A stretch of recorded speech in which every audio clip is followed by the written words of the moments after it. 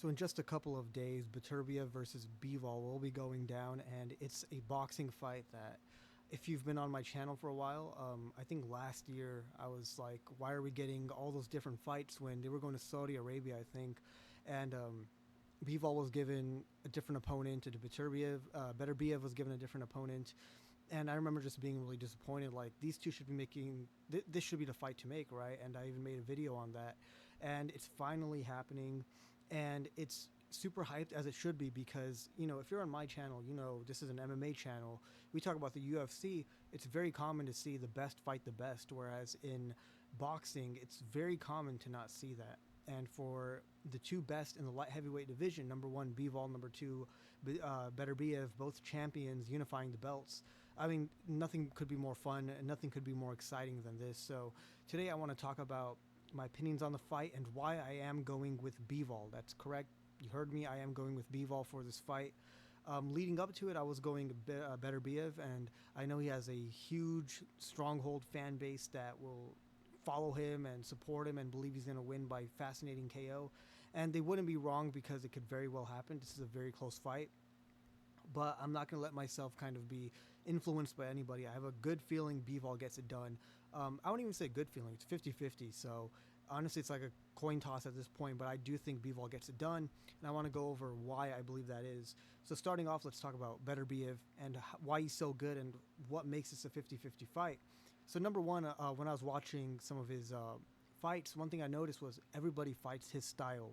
When I say his style, what I mean by that is that Beterbiev likes to make the fight scrappy, right? He's not, a technical. And before I even go further, I know people say it all the time that Beterbiev is all power, no technique.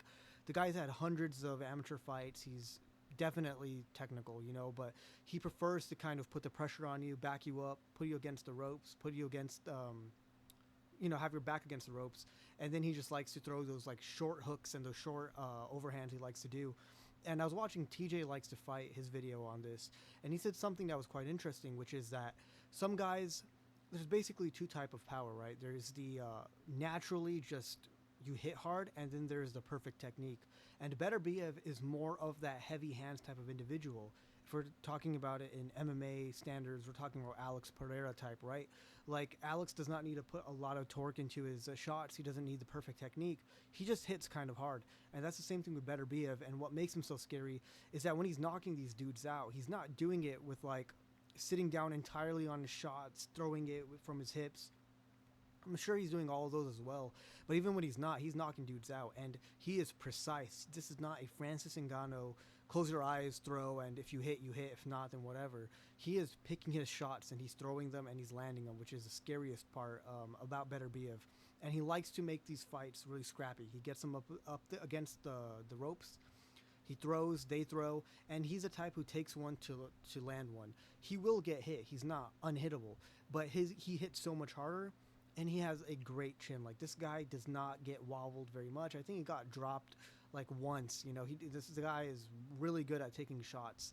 And Bivol has like 11 knockouts, 12 knockouts over his 20 plus fights, whereas Beterbiev has a 100% knockout rate. It's really not comparable to power. And one thing I want to mention is that he has a great lead hook. And I saw this during his fights where he's very flat-footed, right? So what he does is he doesn't have like that crazy, I wouldn't necessarily say crazy, but very technical footwork. He kind of plods forward. He's very flat-footed. But what he does is that he will be walking forward and he'll plant himself and he'll throw that lead left hook and it lands. It goes around the guard and it lands always. So it's really good. It's fast and it hits hard. So that's one move of his that I really like. Another one is his jab. I mean, we all know Bivol has like the best jab in boxing, but Beterbiev's, while it's not, super technical in the sense that he's throwing it out there again and again, trying to gauge range, trying to get you to think about it and then throwing behind it. It's more so just a power jab. Like, he throws it and it hits these guys and they're like, wow, So he has multiple different moves in his arsenal, but those are two of his more like technical stuff I've seen that he uses to sometimes lead into something else. And another thing about Beterbiev and why I was picking him was because Bivol has to be perfect the entire fight. Beterbiev has to be perfect for just 1 second, 1 minute. He has to be perfect. I see less of a chance of Bivol catching Beterbiev than other way around. And if Bivol wins this and I have him winning by decision, he's gonna have to be perfect the entire fight. So now that I've kind of gotten that out of the way, I want to talk now about Bivol and why I am going with him because first and foremost, I'm really surprised actually. I was looking up somewhat like other boxers are saying who they believe is going to win, and quite a few of them are going with Bivol by decision. They just think he's too good. And to give you an example, I was watching some of Beterbiev's fights, and his opponent's corner throws a towel in. Like he doesn't even knock him out. There's been like two fights where that happened. Can you see a reality in where Bivol is getting so badly beat that his corner throws a towel in? Like I can't because Bivol is so quick, he just doesn't get hit. Like you can't even think about that, which is why I'm trying to explain that Bivol is a very different type of fighter. And when I saw Beterbiev's fight, and I mentioned that he makes people fight his style, they'll stand and trade. Bivol does not do that, and I saw this against Canelo. I was rewatching that fight. He threw a jab, he threw a jab, he threw a combination, a quick combination, steps back, gauges the range, comes back in. So he's a type that jab, get out, come back in, out, right? And Beterbiev's opponents don't always do that. That's not to say he hasn't fought like Soviet-style boxers, but in his recent fights, I've seen a lot of guys who've just stood there. Like his recent fight against Yard was basically a slugfest. And Bivol does not do that. He's quick and he's smart. He has a really high fight IQ. I do not see him just standing there against the corner with his back there and trading shots. In the Canelo fight, Canelo had him against the ropes. He threw like a jab or something and he immediately got out of the way. Like he just pivoted himself out. So if you're going to beat Beterbiev, you need to be able to do that. You can't just kind of relax there and look for the counter shot all the time, because if you try to fight his style of fight, he's going to finish you. And that's what happens most of the time is the guy plants his feet, goes for some sort of a counter. Beterbiev just catches him because he hits harder, right? He has been wobbled, Bivol, and the way he got wobbled as well, I think it was against Smith Jr., and that's a guy that Beterbiev ended up finishing. Bivol didn't finish him, he beat him by a decision, was Bivol threw a jab, and Smith Jr., I think he came around with a right hand, and it caught him and it wobbled him. Beterbiev, I don't know if it was Yard or it was Smith, the other Smith. He knocked him out, or didn't knock him out. I think he dropped him in the same style where his opponent went for a jab. Beterbiev came around, landed first, dropped him. And so I'm just putting it out there. That would be pretty insane if that was to happen. But Bivol's not unbeatable either. I mean, he's been hurt. Beterbiev's been dropped. But I see Bivol staying on the outside, jabs, throws a combination right. He'll have Beterbiev against the ropes. I see him throwing a 1-2-3, step back, gauge the range. If it's good, if he feels comfortable, he'll come back in. If not, he'll step back.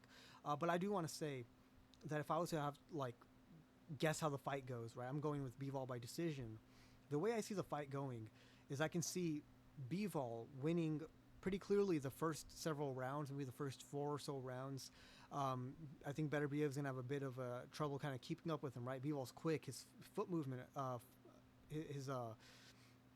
just his movement in general, and Beterbiev's a lot more flat-footed, a bit slower, overall a bit plotty. I see the first 4 rounds maybe going Bivol. I have a feeling that somewhere between rounds 5 to maybe 8, somewhere in there, we are going to see Beterbiev drop him.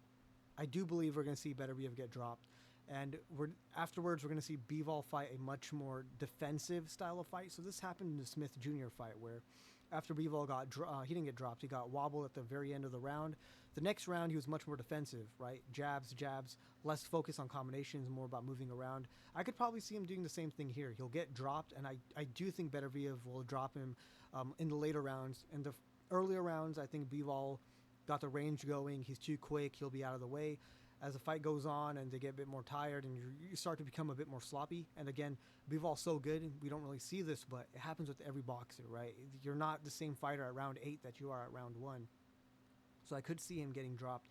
But Bivol has a flow state, and he gets going, and you saw this against Canelo. You saw him against all these other fighters, where his previous fight as well in Saudi Arabia, he just gets going, and you can't stop him. He gets the combinations going. He gets the jab going. And I think Beterbiev's great, but again, he's also 39 years old. We don't know. I mean, I get it that in sports now we have better medicine. We have different protocols and stuff like that, where athletes are seeing sort of a longer range in their careers. But 39 is still quite old for boxing, is it not? Like professional boxing, and the fact that he's doing it at this level speaks to the fact that not everybody ages at the same level. Not everybody becomes 35, 36, 39, 40, and they slow down. You got Alex Pereira at 37 in the UFC. You got Jan Blachowicz, who'll turn 42 in February. So not everybody ages, and it's like they hit 36 and they're just not the same guy. In the lower weight classes, it typically kind of works like that, but these guys are light heavyweights. And again, I trust Bivol to win by decision. I trust his jab. I trust his movements, but it's a very, very close fight. Don't come here telling me that, I got humbled or anything like that if Beterbiev wins, because I know Beterbiev can win. He definitely can win, and he has to be perfect for just 1 minute. Bivol's got to be perfect for 12 rounds. But if there's anybody I'm trusting to be perfect for the entire fight, it's Bivol. And for that reason, I have him winning by decision.